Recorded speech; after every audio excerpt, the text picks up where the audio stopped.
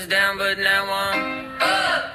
Yeah, it's all God, this ain't no lie. Welcome, everybody, to the Off the Bench podcast. My name is Jim Cross. I'm joined, as always, by my partner in crime, Daniel Ball. And tonight, for the first time ever, we're going to head to Louisville. We're going to talk Louisville baseball with star pitcher Tucker Biven. But before we do, we got to plug the sponsors.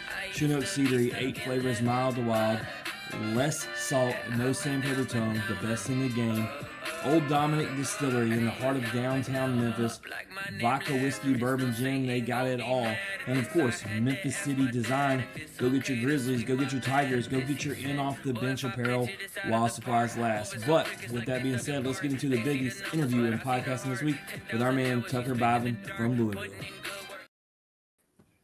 Tucker, man, how's it going tonight? Good, how are you? Oh, man, we are excited. You know, we were talking about before the show started, Daniel, we're in our 5th year of doing this, man. How have we not done Louisville yet? I don't know. We have not gone to the Ville, and here we are. It's been a long-awaited trip, so I'm glad to have you, Tucker. Well, we got Thanksgiving holiday coming up, so we got some Thanksgiving-themed questions to open this up before we get your story. It's important questions because I like food, and it's the reason why I can't cut weight. Daniel will tell you I eat too much. I don't like to run. But I ask you, Tucker, what is your favorite Thanksgiving side dish? I'm going to have to go with mac and cheese. It's been very popular. Solid. A lot of people don't say that or don't say it's a side dish for Thanksgiving, but no, it's been pretty popular here. Do y'all do the casseroles though? Our last guest said they don't have green bean casserole or sweet potato casserole. Do you? Sweet potato. Oh, man, you got to get some of that green bean casserole so I can know.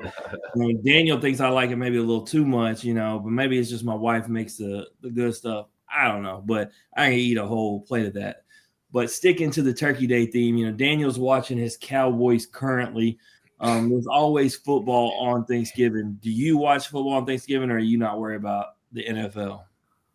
Yeah, we always watch it. I got family from Detroit, Michigan, so it's always Lions games always on.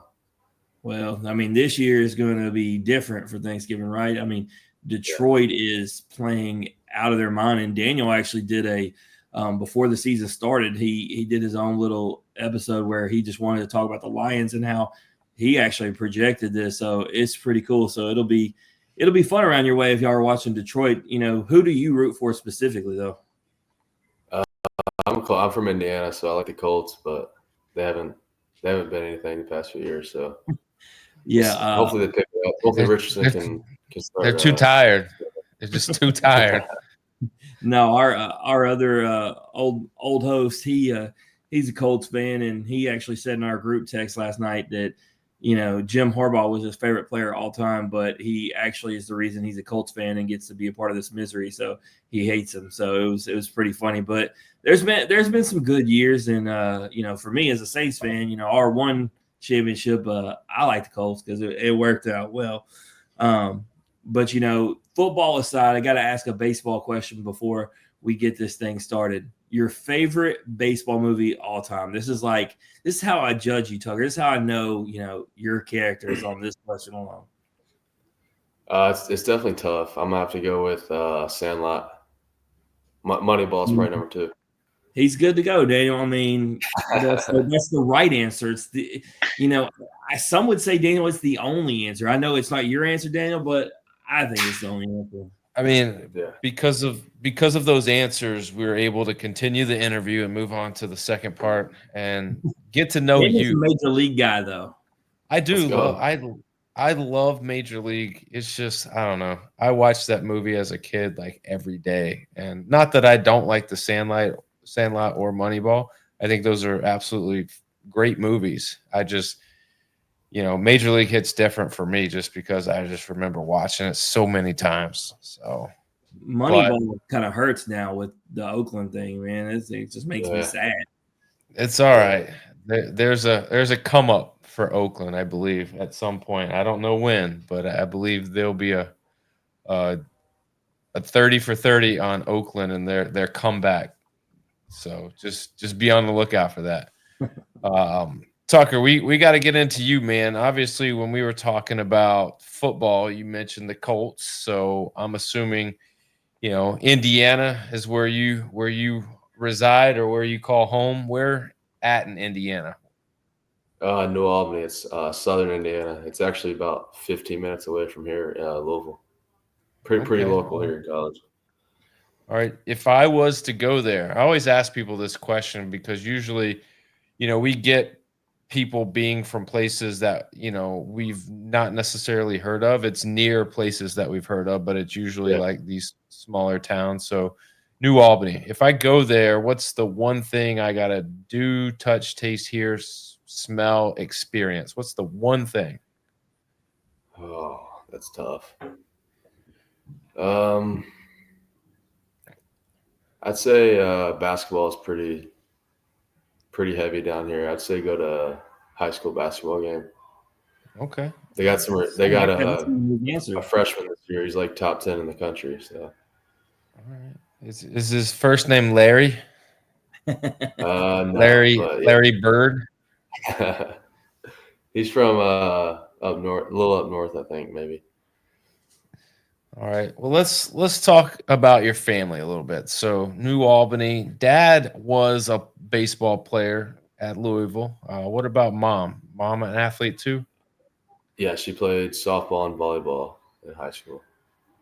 Of course she did. I mean, Jim and I joke like everybody we talk to has this athletic lineage. Their family is all good at everything, and we just are like, can we just have like a little like just hint of some of that athleticism in our family genes, man? Like it would go a long way.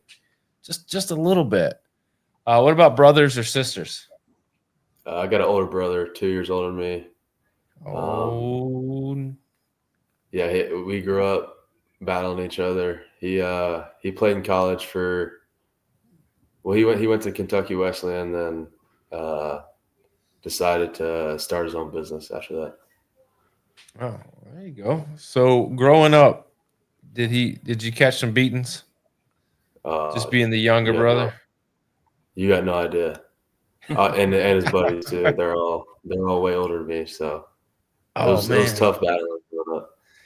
Was there ever a moment like where you finally realized like you could take them or you could do something to minimize like the effects of these beatings, or he's just bigger and will always be bigger and just he's your older brother, so he's always got the upper hand? About 8th grade year, I grew to I think I finally got 6 foot in my 8th grade year, so that kind of stopped all the beating, especially in basketball in our neighborhood. We had a neighborhood goal, so it was over for them at that point. Walking around just going like this, like Matumbo. Yeah, just in the paint, daring them to come through. You grew up a Cardinals fan, I hear. Yeah. St. Louis Cardinals fan. That's Yeah. pretty sweet because Jim and I both are Cardinals fans. Obviously, we grew up in Memphis with the AAA team being there. We've had the privilege of seeing a lot of their young talent develop and then get moved up to the Cardinals. But I'll ask you this: being a Cardinals fan, who's your all-time favorite Cardinal baseball player? Oh, it's tough. I'm probably gonna have to go with Pujols, and then Yachty's a close second. I mean, if Yachty's not on your Mount Rushmore of Cardinals, I question your fanhood. The crazy thing, when Daniel talks about the AAA team, when we were in high school, there was an actual time where you could go to the AAA game and catch Yachty, Pujols, and the whole crew. They were all coming through there, and it's crazy to think that they were all so good for so long. I can't even picture them coming through now. But when we were kids, we didn't realize. There was a time when there was a Chris Carpenter and then an Adam Wainwright and a Pujols. But we never knew they were going to be that good, Daniel. Like, we didn't probably appreciate it for what it was. No, of course not. I mean, obviously, those guys were really good. When you talk about PCL championships and stuff, they were right there in the mix. And I want to say the year they had all those guys, I believe they lost in the championship game. And I don't remember.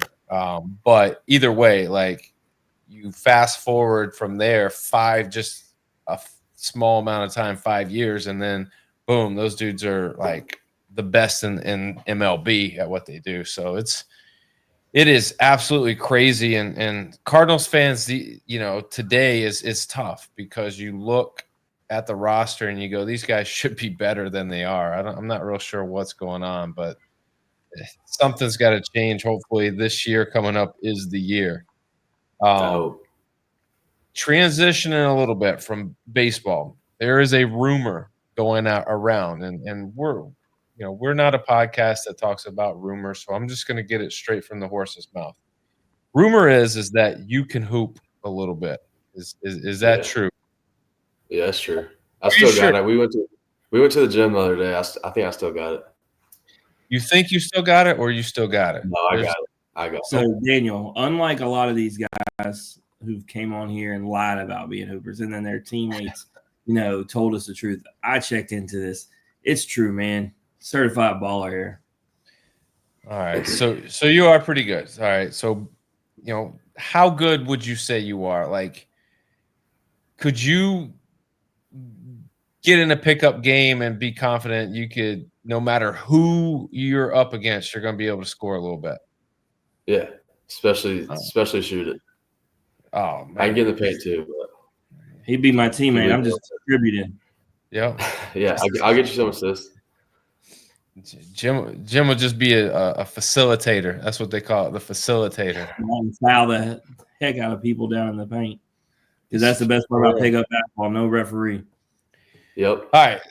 So, Tucker, basketball side, rumor has been confirmed. Everybody can just chill out with all this. Tucker's still really good at basketball, but basketball aside, you're rated the number 1 shortstop and the number 3 overall player in Indiana. You were the number 18th shortstop in the nation by perfect game. Tell me, is it as simple as just following in Dad's footsteps and going to Louisville, or were there other schools that you actually considered and other schools that were on the list before you made the decision? Oh yeah, it was pretty quick process for me early as well, but I think IU was the first school to reach out, and then Louisville, and then Michigan was also in there as well. But yeah, Iowa was Iowa ever on the list? No, a little too cold up there. We like to joke on Iowa. There's always these expectations about D1 baseball, and we're like, Iowa's not good at baseball. Specifically, the Big Ten just really isn't that good. Luckily, they got some teams in that can play, but the best thing you did was go to Louisville because Iowa's not the spot, Daniel. Don't hate. I got my Iowa Swamper Supply from Memphis City Design on tonight. The black and gold. It could be for the Steelers. It could be for Iowa. You take the pick. I'm just repping the brand, man. Doing what I can. Yeah, no, but you end up going there. You say, following in Dad's footsteps. You just told us. I didn't know that you were, 15 minutes from home. So safe to say something that you wanted to do was not venture far from home. Is that something you were looking to do, stay close? Yeah, but I mean, if Louisville was 10 hours away, I think I would go there just because growing up, they were obviously a powerhouse and the coaches here are unbelievable. So I feel like it was a pretty easy decision, especially at being about 15 minutes away. Yeah. So, 2023, you come in and play 20 games, made 16 appearances on the mound with 4 starts. Recording 26 strikeouts over 33 2/3, 4.18 ERA. You went 2 for 6 from the plate. That's where I wanted to go right off the top. Daniel reads off, the perfect game report about shortstop. But then the first thing you do is you pull up and you see these pitching stats. So talk to me about how that came about. How did you end up transitioning to being a guy who was mainly on the bump as opposed to a position player? Yeah, I came in as a two-way. Freshman year, I did both the whole year, and then after my summer, that summer I came back, I decided to focus on pitching more, just stay on the mound and get better at that. I always knew I was a little better on the mound than I was hitting, but yeah, that was the ultimate decision, just to focus on pitching and up my game in that area. Yeah, and I mean, to me, it's a good decision. You know, Daniel, I'll tell you, once upon a time, when Paul Skeens, who just won Rookie of the Year, first came on here, we had him as soon as he transferred to LSU. It was in the fall, and he talked about, focusing on just pitching. Even though he could hit, he said, I just want to focus on being a pitcher. You see how that works out. You know, we had Austin Riley do the same thing. He was actually recruited originally and drafted by the Braves to be two-way. He was going to pitch. Said he just wanted to hit. It became focused on a hitter. You obviously see he became first team all MLB. And so, hopefully that's going to work out for you following the footsteps, because it seems to be, me and Daniel have had so many talks with guys. Focusing on one just makes you so much better, right? Like, and the wear and tear on the body trying to go two-way. I mean, that's what kind of makes, Ohtani a freak of nature. But, what's that mindset though? Like, because, I mean, you've been a hitter your whole life. You've been playing in the field. Was it taking a lot off your plate mentally, or was it something that kind of stressed you in the beginning because it's something you'd love to do? Yeah, I definitely miss it at times, but I feel like it's worked out for me in the long run. I feel like it helps you learn the game more, just sitting on the railing, watching games, and being with the pitching coach more obviously helps too. And I don't know, I just feel like getting away from hitting was probably my best decision, just because, yeah, as you said, the wear and tear is crazy, especially at the college level. Being great at both is pretty hard. Just putting in the extra work in both is something not a lot of people can do. Yeah, no doubt. So, in your first year there, we always like to ask, the freshman year is so important. What would you say is the thing that you learned the most? I'd say my maturity and just knowing that high school and Division I Power 5 is just a different animal. My freshman fall wasn't great. Coach Williams, our pitching coach, said I got a little humble piece of pie, and that's probably the truest thing I've ever heard. And I feel like that lit a fire under me, and it helped me become the player I am today. Yeah, no doubt. We always, we have so many guys talk about they were the best player on their team, or they're the best player in their district, county, whatever. And then the thing is, when you get to college, everybody that you're playing with was that guy, right? And so you're no longer automatically the best guy, and you find out real quick, like you said. There's not too many guys that don't come on here and say, especially that first fall, right? They don't get humbled. Landon Sims, Daniel, I thought about that story. Landon Sims said Justin Foscue at Mississippi State literally told him he was the easiest pitcher he's ever hit off of.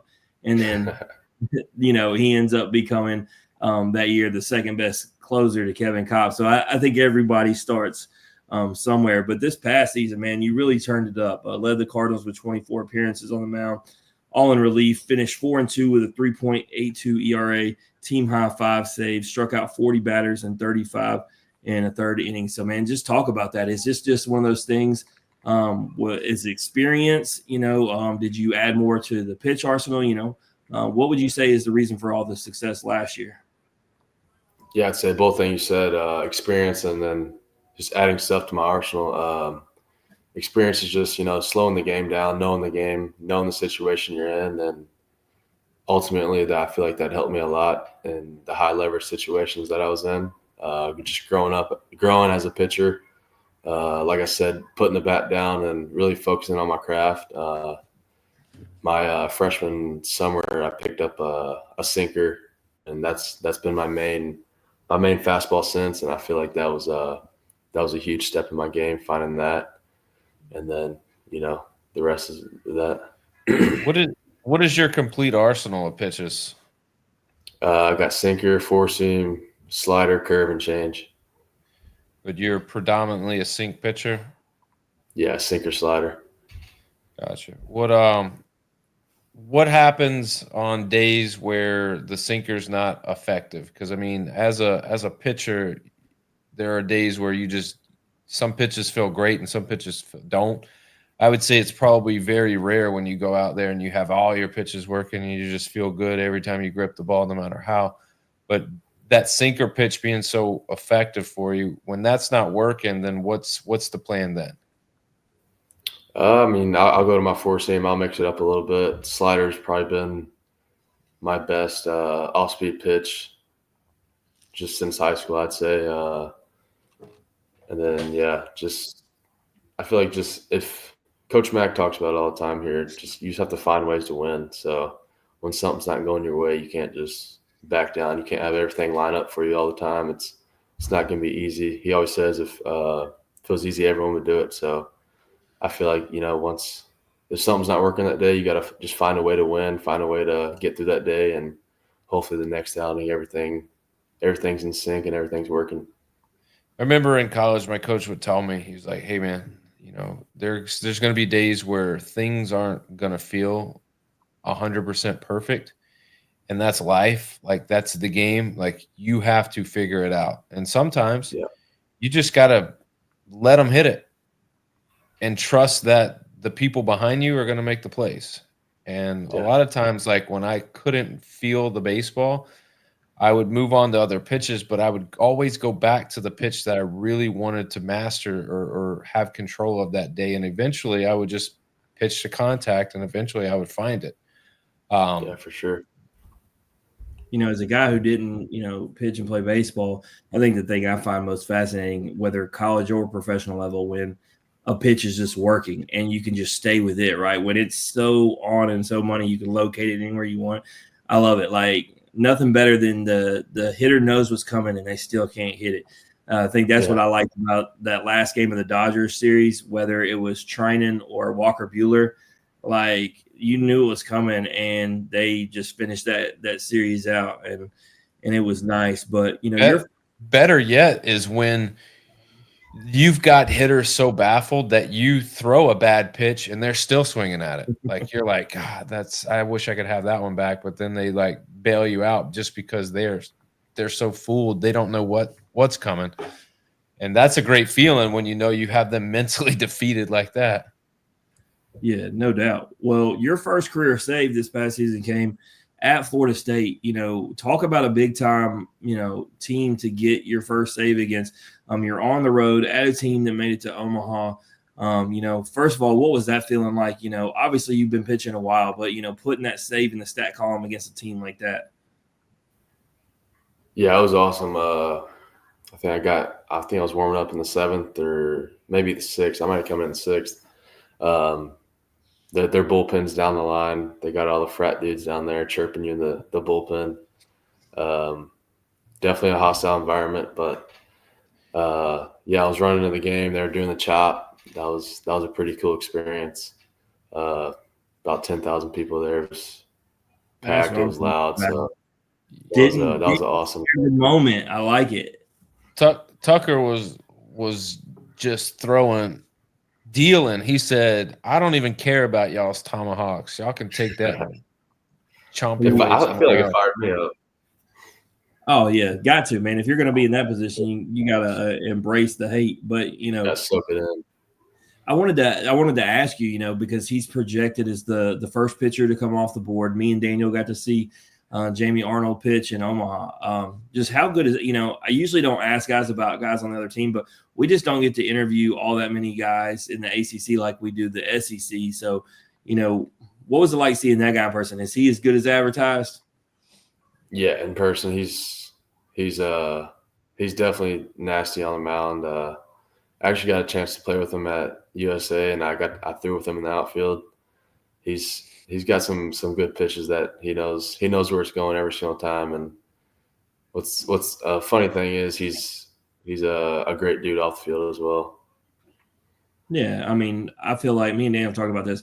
There are more good dudes in baseball than any other sport. I think it's because baseball can be such a humbling game, and I don't think anybody usually walks around like they're better than anybody because they know tomorrow could not be their day. And I think that just kind of changes perspective on a lot of you guys. And then it's, anytime your success is dependent upon other people, like, I mean, in baseball, there are other sports where it's similar, but not so much like it is in baseball. You have 8 other dudes as a pitcher that you're relying on, but they're also relying on you to do a job. So like when when there's a hole or things fail, that's when you got to support each other, have people's back, because it doesn't make it any easier if everybody gives you the cold shoulder or they just get in your face or let you know exactly how it is. Like, I mean, that's great in some instances, but for the most part, it's not going to make you any better the next time you go out there. Yeah, I feel like the connection with the fielders is huge. I try to hit fungos as much as possible to them. That we do in and out every practice.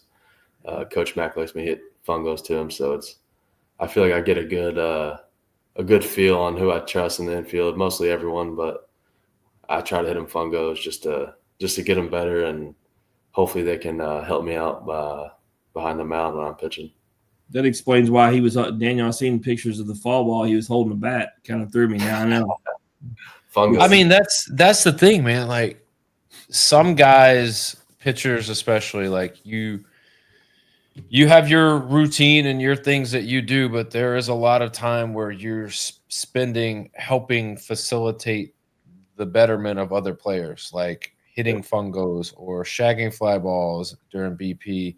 Like there are things that you do to help other players that doesn't necessarily, like hitting fungos is not going to make Tucker any better of a pitcher at all.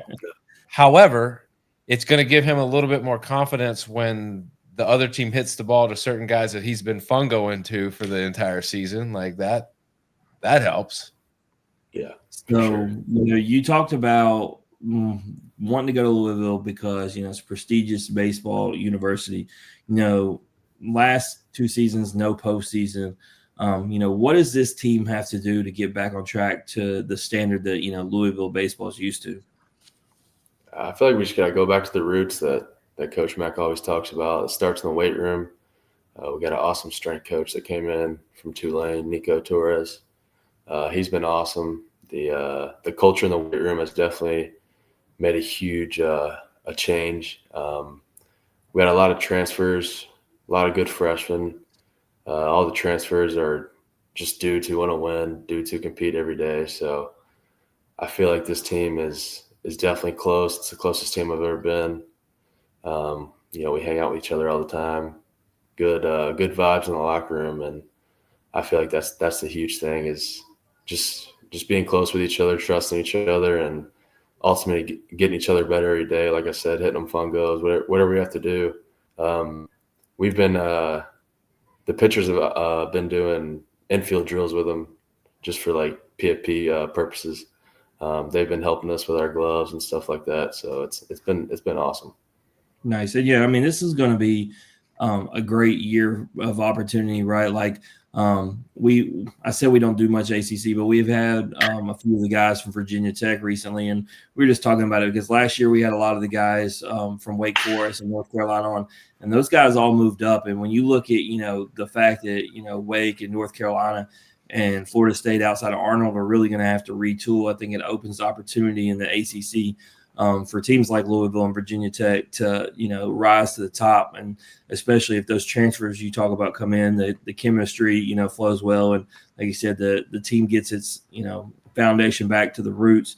But you guys start in Globe Life Field, man. What an opportunity, taking on some elite competition right out the gate, all 3 games, starting with, Texas. Just how excited, are y'all for that opportunity? When you see that on the schedule, you get to go play in an MLB ballpark against quality, top tier opponents to really find out, you see yourselves all fall, but man, you really don't know until you step on the field and play that other team. So how excited are y'all for that opportunity? Oh yeah, that's gonna be awesome. Playing in a big league park is definitely cool, especially when you're in college. I feel like playing tough teams off the bat's awesome. It's gonna see what we got, what we're made of, and that's gonna be a really cool experience at the Shriners Classic. We played there my freshman year down in Houston at the Astro Stadium, and we won that. We went 3-0. That was a pretty cool experience. And yeah, I actually like their. I go to both. I switch each year. Been going to the different ones. I actually like Minute Maid a lot better as a ballpark and facility. And I don't know necessarily the players which one they prefer on. I've never really asked that, but both are awesome experiences. But yeah, since you said y'all went down there and had success, I really like that one. When I went down there in 2022 and it was LSU, Texas, Tennessee, that group. Yeah, it was really nice. Daniel, that's where I had my hot dog sandwich, the one that y'all say isn't a sandwich. I told them, I told them, look, no, they cut it in half. They cut the hot dogs in halves, and so there's 4 of them across. It was toasted bread, cheese, like all the fixings on it. And I told them, I was like, best hot dog sandwich ever. And they're like, dude, a hot dog's on a sandwich. I said, that's what it said on the menu. This is how you know it's not a sandwich, when you have to put sandwich in the name to tell people, oh, hey, just so you know, it's not a sandwich, dude. I'm just gonna tell you, I cannot wait to go back to Minute Maid. I'm absolutely gonna get one. If they don't have one, I'm gonna riot. But you're probably just gonna get a hot dog. No. But last question, man, and I'll let Daniel talk to you about some, Team USA. Talking about these guys that you're playing with. I'm not all that, familiar on Louisville and the guys who came in. So talk to me about just, you don't got to give me all of them, but just give me a few transfers that we really should be on the lookout for that, you think you're going to make a name for themselves this season. Yeah, for sure. Kamayu Neighbors is a middle infielder from Cal State Northridge, I believe. He's an older guy. He knows the ins and outs of college baseball, plays the game hard. He's a vocal leader. That's a guy you need to look out for. We got Garrett Pike in the outfield. He was at Toledo, All-American. He's a dude in the outfield. He can ray. He can run down some balls and wherever he plays, really. Then we got I'm gonna shout out a freshman, Tate Davis. He's probably gonna be first baseman, DH or something. He'll be in the lineup. He had a awesome fall, hit a lot of bombs. He's a good kid. He's also a pitcher as well. And then I think I get more excited about freshmen that there's big expectations from. I got that same answer. I was talking to some of the LSU guys, and we actually booked Derek Curriell. They were like, man, just wait. This freshman is going to put his name on the map. And I think I get excited because those are guys that you hope to be in the program, right, for 3 years. And when you're talking about, getting back to Louisville to being the way we know, those are the kind of guys that get excited about because, man, they could be the one that turns it around. Yeah, he's got a baseball family too. I think his dad was a first rounder. He played for the Phillies, I think. I think he's one of their announcers now. I don't know his name. Wow. Let's go. Well, Tucker, the big question I have before we hop into this game is really, let me bring up some music to set the tone for this. If tomorrow Team USA baseball. Obviously, when you get the call, like that's a very, very symbolic and very huge deal. So when you get that phone call, how excited are you? Does it sink in, or is it a phone call, or is it just you get a letter, how does that happen? Yeah, Coach Matt called me while I was in summer ball, and he gave me the news. It's kind of a dream come true. I called my parents right after. Something I've always wanted to do, play for USA, and it didn't hit me at the moment, and I don't know if it's really hit me still, but it was definitely a cool experience putting the USA on your chest, especially that 4th of July game with all those people in the stands at that AAA stadium in North Carolina. So it was pretty awesome. Daniel, we probably had 30 guys that play for Team USA. You ain't never done that to any of them. Why you do that to Tucker? I had to. Good I song. was feeling it. Yeah, I had to. But you put the pressure on him. Then you're asking him questions with the music in the background. He's got to be extra patriotic on this answer. I mean, Coach Bobby told me. He said, "This is your dude," and I said, "All right, I trust you, Coach." And if Coach Miranda's like, "Hey, this guy's ready," I'm gonna give you everything I got, Tucker. So I had a feeling you could do the music in the background and Daniel, my favorite USA thing had to have been having 8 dudes from that USA team in 2022 tell us that Drew Gilbert was a psychopath. Oh. And so it wasn't just the Tennessee teammates, but having guys from other teams, giving us that confirmation. Yeah. Going back to the uniform, I feel like there's no better sense of accomplishment than the first time you put it on and are you taken back any by just like when you stand in the mirror and you got USA on your chest and you're like, holy crap, like this is beyond my wildest dreams right here. Yeah. I put it on the locker room. I had chills down my spine. Then it was game time, and they called the players out. And when the national anthem hit, it was probably one of the coolest experiences of my life. Just standing on the line with USA across your chest, hearing the national anthem. It's something I'll cherish forever. I mean, from an emotional standpoint, at that point, you haven't even thrown a single pitch, and like you've hit this roller coaster of just a euphoric high, and just I could only imagine what it's like going through that and the pride that you must feel, and obviously the sense of accomplishment now looking back on it. But during your time with Team USA Baseball, who impressed you the most? Like, who's the one player where you're like, man, that guy can play. He's got it. I'd probably say Nolan Schubert, Oklahoma State. His first at bat was a double off the wall, and then his next at bat was an oppo home run, probably 430 feet. So that was starting right there. Did they play this song every time he came to the plate?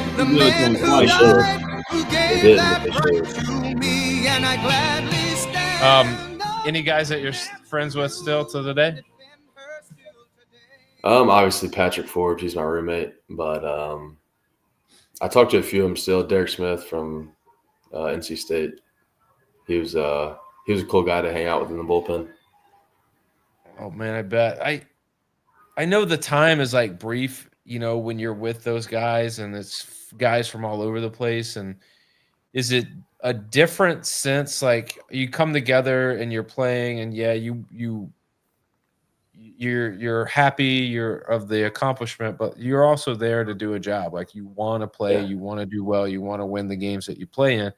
But was it difficult in any means by like trying to come together as a team and like figure each other out? Because now you're throwing to one of the best catchers in the country probably, but you've never thrown to him before, or you're working with a middle infield that you're having to like communicate with, or like how does all that work with such a short amount of time to get to know these guys?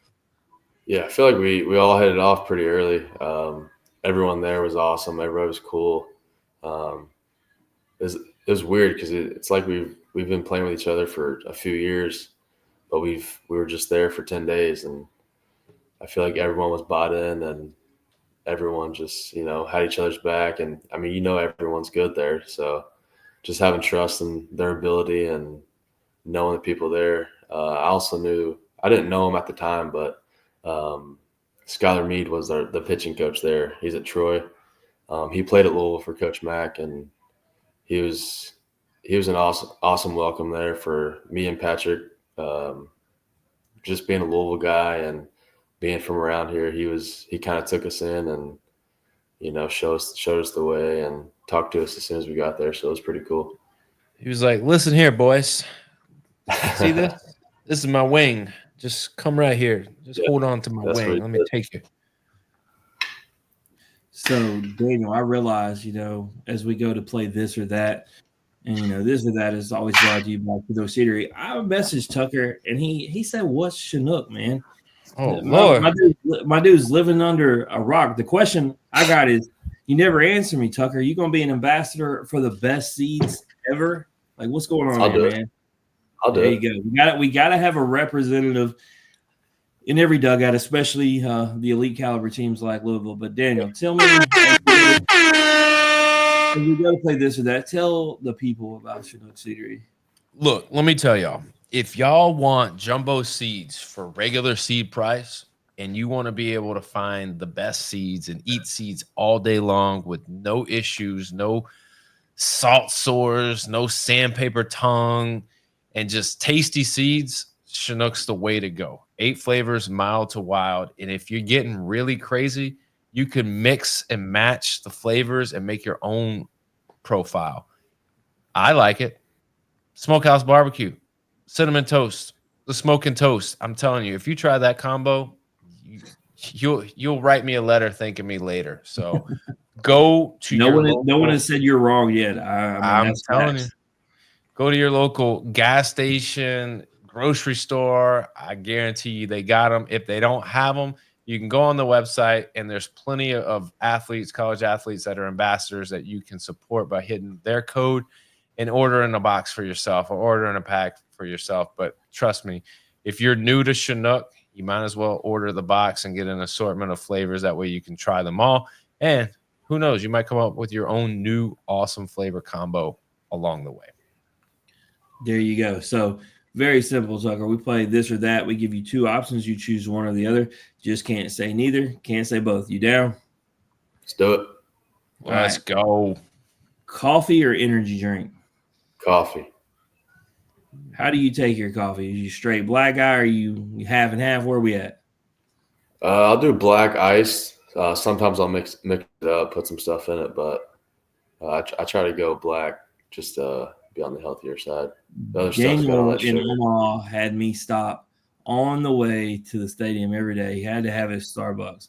This guy, he can't function if he don't have a Starbucks. Me, I was like stopping at the gas station, cracking open a Monster. Let's go. This dude was drinking hot car Monsters, just cracking them open from under his seat. When you do Omaha for 11 straight days, you just got to roll, man. All right. Pizza or tacos? Tacos. Wrong answer. No, I'm just kidding. Earlier, look, Daniel Talon, he's only 18 years old. He's like, yeah, on my cheat days, I'll eat a whole pizza. And I was like, man, enjoy that. I eat a whole pizza, paying for a week. Mm-hmm. All right. So MILB mascots are crazy. The mascots themselves, the colors, all that stuff. So imagine you're in the minor leagues, you're donning on these uniforms. What would you rather be, a rumble pony or a mud hen? Rumble pony. All right. Would you rather be a biscuit or a rubber duck? Rubber duck. All right. The hard one, yard goat or trash panda? I'm going to go trash panda. That was one of my one year in Little League we did minor league teams. That was our team. Nice. Yeah, they're all elite. You can't go wrong. Like I said, color schemes and the mascot. And then, the Trash Panda alternate went to the game this year, just the lunatics. And it's this crazy dog with his eyes like sideways and a baseball hanging out his mouth drooling. I was like, minor league mascots are just elite. That's why I started collecting the hats. Problem is, as Daniel knows, every thing that I get into, like whether it's baseball cards or baseball hats, why does it all gotta be so expensive? Like these hats are like $50 a pop. I'm like, golly, man. If otherwise, I'd own the whole collection. Would you rather? And let's preface this: neither is a good option. But the fun of the question is, which would you rather do? Wrestle a bear or wrestle a tiger?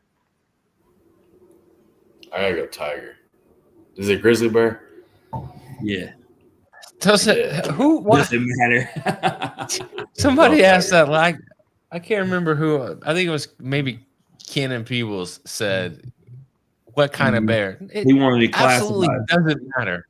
Well, Daniel, luckily you weren't on here earlier because you would have ate poor kid alive. He actually said, "I might have a shot against the tiger," and I said, "No, you don't." And he was like, you never know. No, I like his moxie, but I can't remember who it was. Out of touch with reality. I can't remember who it was. You remember like a couple years back? I haven't brought this up in a long time. I'll just tell Tucker about it. Somebody was like, "I just climb a tree," and it was like, "Yeah, they can climb." You do realize they both can climb trees, right? Like, yeah, you're dead either way. All right, so you go from two bad options to two good options. Would you rather go to the lake or go to the beach? Lake. All right, this last question before Daniel gives you a hypothetical situation. I brought this up because on our other show, Pros and Joes, me and Mike Hughes, we have the same guys that we had on in college. We have them on now that they're pros, and we've been arguing this. He's all about Shohei Ohtani, which is fine. Like, he's legit. But he said he has surpassed Mike Trout, in being a better player. And I said, you're caught up in the moment because Mike isn't playing. So I ask you, Tucker, if Mike Trout was fully healthy and you could pick one to be on your team, who would you have, Shohei Ohtani or Mike Trout? I gotta go Shohei just because he can pitch too. I mean, he throws 100, so you're getting 2 in 1. There's definitely no wrong answer. My like defense of that is like, if we're talking about healthy, Mike Trout is an elite defender. There's a reason why his WAR was the best in the MLB for like 7 years straight. So you can't go wrong. But I don't know. Maybe it's just because I need to see Mike Trout. I feel like it's an out of sight, out of mind, and Shohei just set that record. So I feel like people are too easily dismissing Mike Trout with how awesome he's been, and it's not his fault. He's been on an atrocious team his whole career. Look, let me tell you something. Put Mike Trout on the bump. He's throwing 100. Bad. Then this question. You're this saying that silly because you're never question going to can have be to find out. True. All right, hypothetical. This is a thought-provoking question. All right, this is one that's going to leave you when you get off here. You're going to be thinking about this for days, and you're probably going to ask a lot of people this same question. All right, so let's say, hypothetically, you stumble across, you're cleaning out the attic, you're in the garage, and you stumble across this book. You open said book and you start reading, and you realize that this book is the story of your life. From page 1, it talks about your birth, and it goes through every milestone that you hit. And you finally, in this book, you read up to present day where you're on this podcast and we're chatting about you. At that point, when you're at present day, do you continue to read the book further to find out how your life ends, or do you stop reading the book altogether? I'm stopping. Stopping. Why? Why would you stop? I don't know. Let's just see what happens. I don't want to know what's going on. I want a mystery on the horizon. Would you have to do something with the book? Like, would you have to burn it? Would you have to like throw it over a bridge? Like, would you have to get rid of it in order not to read it? I know I would. Like, it would kill me. I'd have to burn it. I'd have to burn it. It couldn't just be like in the bathroom or like on the coffee table. Daniel, if you leave it laying around, it may not even be you that reads it. It's going to be somebody else, and then they're going to tell you, and you'll be like, "Oh, I didn't want to know." All right, so I'm really bringing it. So there's a part 2 to this question. So it's like a choose your own adventure. When you answer one way, I double up with a different question. When you answer this way, here's the part 2. Let's say you get to present day and you realize there's only 2 pages. Let's say you've read 250, 300 pages, and now all of a sudden you're present day and there's only 2 pages left. Then what do you do? That's tough. I'd probably read it. Changes the game. 2 pages. Okay, so now you're bringing on more to the. What are you doing? I mean, you're being harder on Tucker than you have.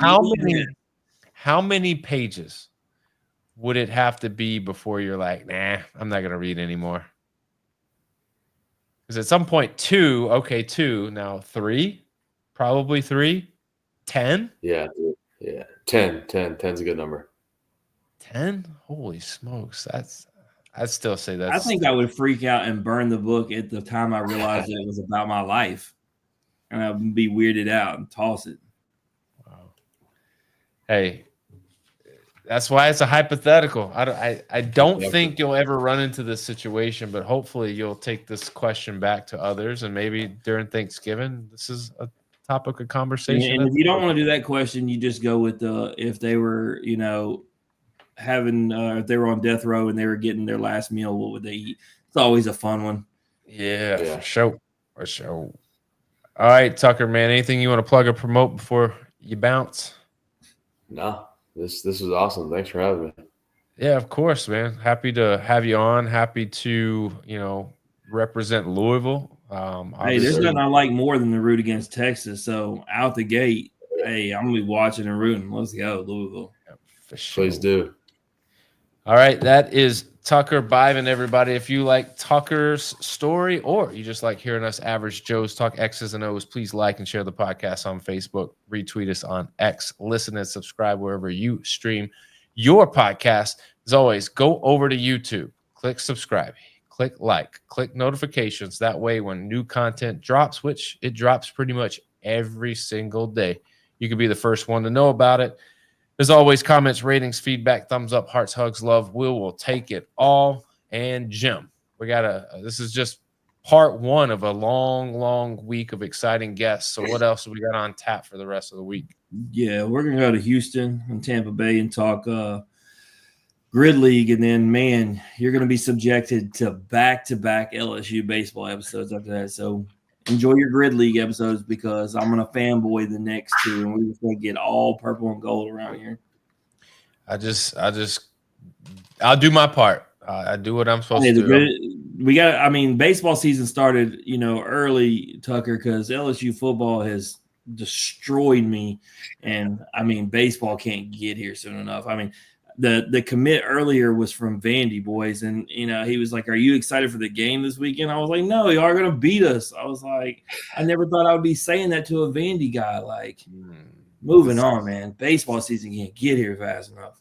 It's going to be rough, but y'all stick around. Check us out because we got a lot dropping this week. This has been the In Off the Bench podcast. As always, remember, strong body, sharp minds, grit and grind all the time.